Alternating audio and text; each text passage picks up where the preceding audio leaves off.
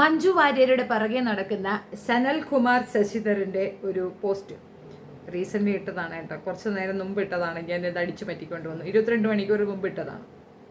പ്രിയമുള്ളവളെ, day 23 daily ഇതുണ്ടെന്ന് തോന്നുന്നു. 23 ദിവസമായിട്ട് regularly ഇത് ഇടുകയാണ് പുള്ളിയുടെ കളരി എന്നത്. നമുക്കിടയിലുള്ളത് എന്താണെന്ന് നമുക്ക് തന്നെ അറിഞ്ഞുകൂടാത്ത സ്ഥിതിക്ക് അകാരണമായ ഇഷ്ടത്തെ പ്രണയം എന്ന് വിളിക്കുന്നുവെന്നേ ഉള്ളൂ. ഓ, അകാരണമായ ഒരു ഇഷ്ടം മാത്രമാണ് പുള്ളി.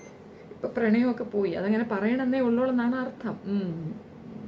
ഇത് തന്നെയാണോ പ്രണയം എന്നെനിക്ക് സത്യത്തിൽ ഇപ്പോഴും അറിഞ്ഞുകൂടാ. പരസ്പരം വലിച്ചകറ്റപ്പെട്ട നിലയിൽ രണ്ട് ലോകങ്ങളിൽ തലകീഴായി കിടക്കുമ്പോഴും നമ്മൾ നമ്മളെ തന്നെ പരസ്പരം നോക്കുന്നു. കഞ്ചാവ വേറൊന്നുമല്ല, അത് അത്ഭുതം തന്നെ. നിന്നോടൊപ്പം വാക്കുകൾ കൊണ്ടുപോലും സഞ്ചരിക്കാൻ സ്വകാര്യ വഴികളിലെ പോലീസുകാർ അനുവദിക്കുന്നില്ല. അതുകൊണ്ട് എനിക്കിതെങ്ങനെ നമ്മുടെ പ്രണയത്തെക്കുറിച്ച് ഗിരിപ്രസംഗം നടത്തേണ്ടി വരുന്നു. പ്രണയം ഒരു രാഷ്ട്രീയ വിഷയമായിരുന്ന കാലഘട്ടം കടന്നുപോയിരിക്കുന്നു എന്നെനിക്കറിയാം.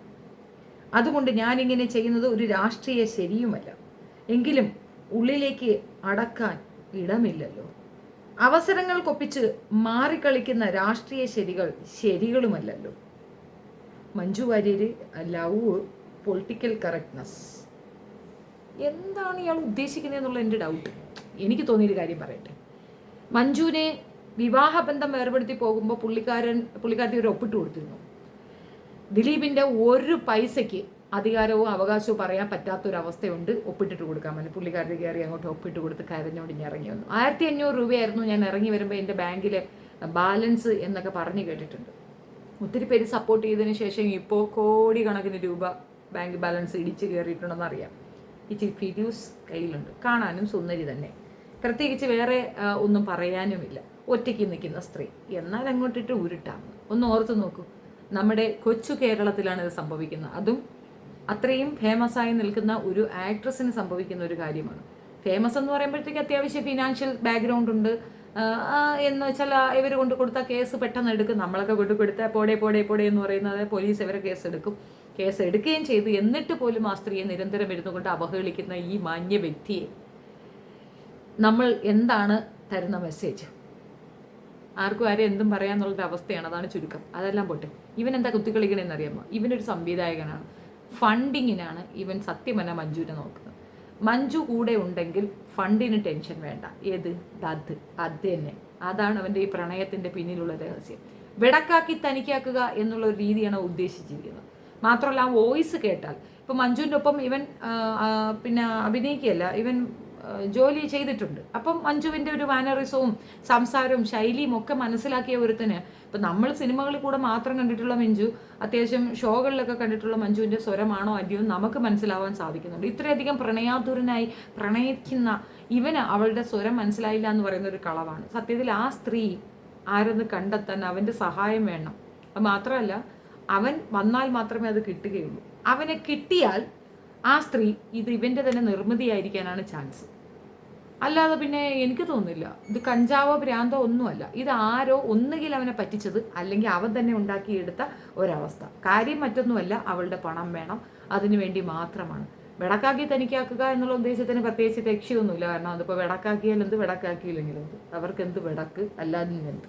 ഏതായാലും നല്ലൊരു ജീവിതമാണ് വെച്ച് നീട്ടുന്നെങ്കിൽ സ്വീകരിക്കുക എന്നുള്ളതേ ഉള്ളൂ. പക്ഷേ ഇതിനകത്ത് ഉടായ്പുള്ളത് കൊണ്ടായിരിക്കും മഞ്ജു മാറി ചിന്തിക്കുന്നു. അല്ലാതെ സന്യാസിനിയാവാനൊന്നും പുള്ളിക്കാരത്തേക്ക് പ്ലാൻ ഉണ്ടാകത്തില്ലല്ലോ. എനിവേ, ഒറ്റപ്പെട്ടു പോകുന്ന ഒരു അവസ്ഥയിൽ ഒരു പെൺകുട്ടി നേരിടേണ്ടി വരുന്ന വല്ലാത്തൊരു മോശപ്പെട്ട അവസ്ഥ ഇതിൽ കൂടെ ഉണ്ട്.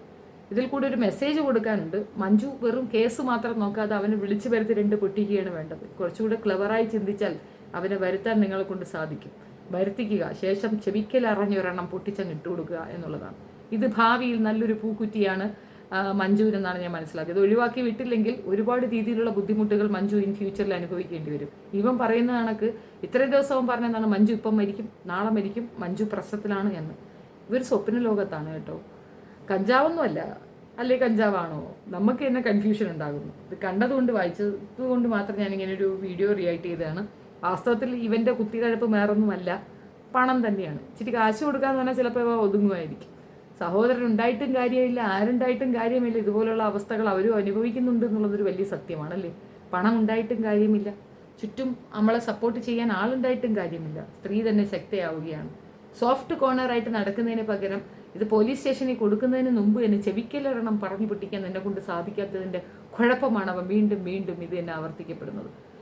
സത്യം പറഞ്ഞാൽ നിയമം കുറച്ചുകൂടെ ശക്തമാവണം. ഇങ്ങനെ വൾഗറായി പോക്കർത്തരം എഴുതിക്കൊണ്ടിരിക്കുന്നത് മന്ദബുദ്ധിയാണെന്നോ അല്ലെങ്കിൽ അവന് വട്ടാണെന്നോ ഒക്കെ പറഞ്ഞ് ഒഴിവാക്കുന്നതിന് പകരം സഡൻ ആക്ഷനാണ് ഉണ്ടാകേണ്ടത്. ഇത് റിപ്പോർട്ട് ചെയ്യാൻ മറ്റൊരു ദേശത്തിരുന്നു കൊണ്ട് സ്ത്രീകളെ അവഹേളിക്കാൻ പറ്റും എന്ന് പറയുന്നത് എന്ത് തരത്തിലാണെന്ന് മനസ്സിലാകുന്നില്ല. ഇപ്പോൾ ഒളിച്ചിരിക്കുന്ന സ്ഥലത്ത് നിന്ന് അവനെ പൂട്ടി പുറത്താക്കാൻ ആളില്ലാത്തത് സങ്കടം തന്നെയാണ്.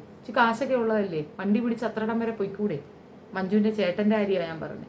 സാധാരണ പെങ്ങന്മാർക്കൊരു പ്രശ്നം എന്ന് പറയുമ്പോൾ ആങ്ങളമാരാണല്ലോ ഇറങ്ങി നിൽക്കേണ്ടത്. അവിടെ അവരും മൗനം, ഇവരും മൗനം, ആകെ മൊത്തത്തിൽ മൗനം. ഒരു വട്ടൻ എഴുതുകൊണ്ട് എന്തൊക്കെ എഴുതുന്നാൽ നമുക്ക് തോന്നും. എന്നാൽ ഇവൻ ഇത്ര ദാരിദ്ര്യോടെ ഒരുത്തി വേണ്ടാന്ന് പറഞ്ഞാൽ അവളെ പിറകെ നടക്കാനെ കൊണ്ട് എന്തരോ എന്തോ